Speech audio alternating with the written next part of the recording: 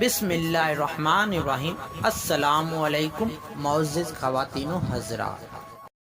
متوجہ ہو،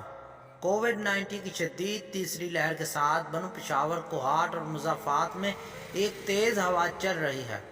جس کی وجہ سے سائنوسائٹس کی بیماری پھیل چکی ہے،